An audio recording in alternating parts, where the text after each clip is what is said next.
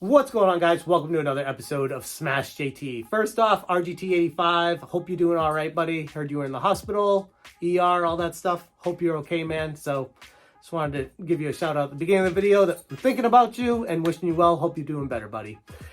Now, that's out of the way.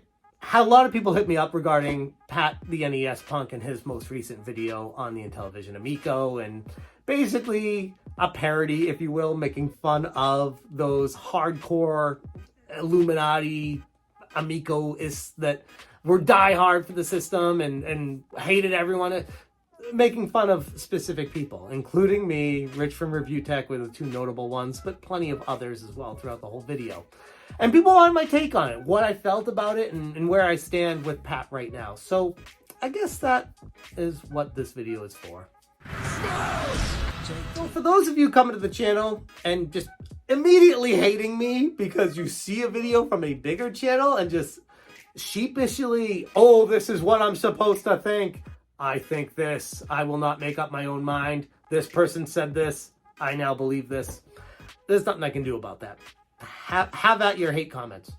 For the rest of you that want to hear my side of the story, hey, welcome to the channel. I'm glad Pat sent you over here. I've had quite a few visitors recently that are interested in who I am and why I have the perspective I had with the Intellivision Amico. Now, I'm not going to bore you guys that have been here for a while with all the details. Those are all in all the videos on my channel already. Feel free to dive in, head on in. There's a whole playlist on my channel and go through and have at 50 plus videos of Amico entertainment. But for this video, I just want to give my perspective on Pat's video, where I stand on it, what I thought about it, and my feelings all about it. First off, what did I think of the video? Thought it was good. I thought it was entertaining. I smiled, I laughed throughout it. I was like, yeah, that's on face value, a good video, an entertaining video at face value. Like, if that's the only reason, just to consume content on YouTube, you want to be entertained, I'd recommend that video. It's entertaining. It was good. I especially like the bit with Frank. Good job, Pat. Not gonna knock you for that. I mean, even though you're literally making fun of me in the video, I could still laugh at myself and be like, yep, that's how I was, you know. That's funny. I guess why I wanted to make this video is to give the other side, though, because I feel like that was a very cherry-picked, here's why Smash JT is a moron, here's why he can't ever be trusted in the future, and here's why I'm going to make fun of him. And it doesn't show the other side. It doesn't show how I turned heel against Tommy. It doesn't show the challenges, the struggle, the emotional withdrawals that I had from basically being a major part of this cult and believing anything Tommy said, to someone who started questioning him and realizing that I was in really deep, and taking steps back slowly and realizing how the DJCs of the world and the people who are really, really deep just cut me off, the Mike Mullises and all that, just cut me off instantly, blocked me, and didn't ever want to talk to me again because I dared question the word of Tommy. Wow. Okay, so Intellivision made these people's channels. It did, so they have to have it succeed. It didn't make my channel, but it did give me a lot of attention, and that's one of the reasons I ran with it. In fact, I remember talking to Tommy way back about how we could see this as being mutually beneficial. I want this to succeed. I think it's a cool thing. Once Tommy actually explained it to me how it was going to work and what it was going to do and the splash it could potentially make, I was like, okay, it's a big leap from here to there, but I could see it happening. And the more I watched it and saw stuff and played it personally, or at least I thought I was playing it, ended up being a dev kit or whoever knows what was in it, the more I was on board with it and thinking, okay, this actually could turn some eyes. This could be something that doesn't change the landscape of gaming, but enters into the ring as a different version. Not really a competition of the big three, but just an alternative, if you will. So that's where I started with this. And then I started to ask some harder questions once we went down this road of, oh, now we're going to do crowdfunding when you promised me that you would never do crowdfunding, Tommy? Oh, we're doing this when you promised you'd never do this? Oh, but you said it was going to have this, and now it's not going to have that feature? And once those started piling up, the excuses of the pandemic and the chip shortage started to fall away, and I started to see clearly that it wasn't all it was cracked up to be, at least from the business scenario. you can look at the empty offices and be like, well, couldn't you just tell when you toured the office how empty it was, that this was a shell corporation that didn't even have anything behind it? No, because Tommy had answers for me. He had reasons. He had excuses. He had lies. He would say, oh, you know, those people are not working today, or these people are out of office, or we're hiring for this position here, and these people are just coming in. He'd have anything you want to say, whatever, would just move on to the next comment. And it was so many questions that you could literally stop at every question and be like, wait a second, but this, and this. But you never did that because you had more questions and you had more to see, and it just kept moving. And I learned a lot from the experience. Again, not perfect, but just want to give my side of it. So yes, I used to be completely 100% on board for this thing. And then I changed my mind, changed my opinion, and realized, okay, it's not everything that it was cracked up to be. But I still want it to succeed. I still want it to come out. I still think that more games are better. I'd like to see that.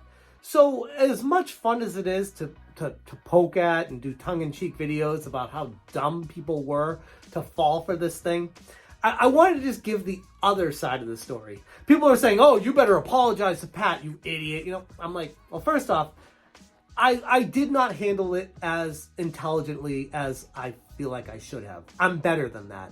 And for that, I beat myself up emotionally for it. I've had plenty of videos even pouring my heart on the table talking about that. I've had videos apologizing to Pat and Ian. Multiple. I think it's funny, no matter how much you apologize on YouTube, no matter what, every time someone makes another video that sends new people to your channel, they're like, you're an idiot, you need to apologize, without watching any of your other content, and just assuming that you just don't. Which is probably a reason why some people never apologize, because why bother? No one watches it anyway after the initial one, so whatever. But yeah, I wasn't perfect, but I feel like I learned a lot from the experience. I still am in contact with Phil Adam, the current CEO of Intellivision, after Tommy just completely evaporated and disappeared from all social media and the world in general. Who even knows where he is right now, what he's auctioning off, what he's doing with his life? Who even knows? But I still am in contact with Phil Adam. I still have a hope for them to successfully launch this thing. But honestly, between the fraudulent unboxing video that they put out there and the numerous missteps they've had along the way, paired with the lies, the changed agendas, the broken promises, I mean, how much can you stand by a company and be like, it's almost like, what is it, Stockholm Syndrome? It's like you just fall in love with your kidnapper. It's like, that's what it feels like, where it's like, you're so pot committed to this working and coming out that if it doesn't, it will just crush you. And I stepped back from that, but I still feel like that is there, and maybe that's why I'm holding out hope for it too. I don't know.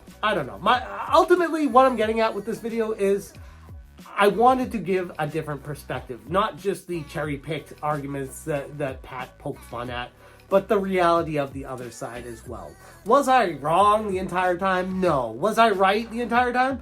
Definitely not.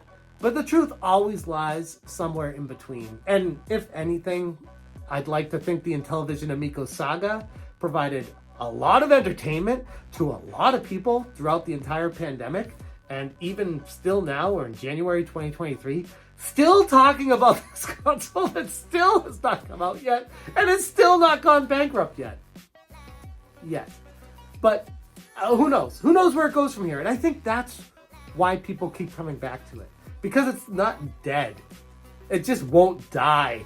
And I think that'll be a sad day for the haters and lovers alike, because people need the Intellivision Amico to keep coming back to find out what's going on. It's like the gossip, the drama, the housewives of the video game market. The Intellivision Amico, it is the central source of all confliction, contradiction, hatred and love, all meshed together into, it's not even about a game console anymore. It's become a social movement. Just don't know what direction. Speaking of I don't know what direction, I don't know what direction I'm taking this video, but I hope my point gets across there that I'm not a bad guy. I look for the best in people. but I also like to make videos poking at people that are outright attacking stuff and not being impartial.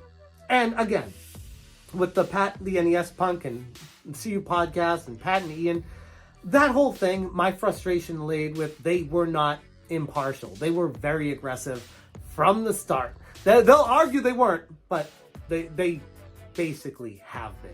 And it's only gotten worse and worse and worse with their aggression against it. And I think I started fighting a battle against them instead of a battle for a console that I cared about.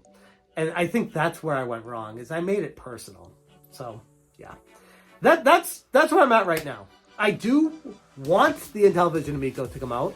I am an investor that lost, I assume at this point with Republic. I don't think there's any money coming back from that. I invested $10,000 in this. So you're damn right I wanted it to succeed. First off, I feel like I was kind of tricked into thinking this thing was on the launch pad when Tommy said it was on the launch pad. And I felt like investing in it was not a sure thing by any stretch, but I trusted his words to this thing was about to come out and they just needed that last push to get it out there. And then we'll see what the open market decides with it. And I liked the odds because I played it, and at least I thought I played it.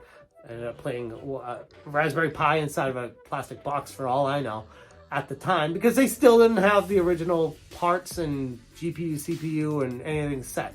So I don't even know what I played, but I thought, because I was told from Tommy that was the Intellivision Amico, that was what was kind of, it wasn't. And I feel like I was fooled into that. So I do have a bit of disdain for Tommy because of that. And it's too bad, because I feel like Tommy, outside of like the video game stuff, he was cool. Like he was an entertaining guy. He was fun to be around. Great conversations about gaming, as long as the money and business aspect wasn't involved. Just chatting about retro games and the games we used to play and stuff like that. He was a good time. It's just unfortunate that he ended up not being a man of high business acumen, nicely. Anyways, I hope that explains where I was going and coming from with this video. But yeah, I didn't mind Pat's video at all as far as entertainment value is concerned, but I do feel like it did paint me and Rich and a lot of other people in a very negative light, even though many of us had turned against this and said, no, I'm not trusting this company anymore. I don't believe you. Show it. Show us the proof. Which I still say to John Alvarado today, to Phil Adam today. Less talk, more show. I don't care to talk to you. No offense, but unless you got something for me, everything else is fluff. So let's actually show something some actual units created on an assembly line, like something. Still waiting. Had a lot of promises, but it just seems like the more time that goes by, the less likely this thing's ever going to see the light of day. Anyways, I'm going to leave it there. For those of you that made it to the end, thank you so much for watching. And as always, you stay smashing.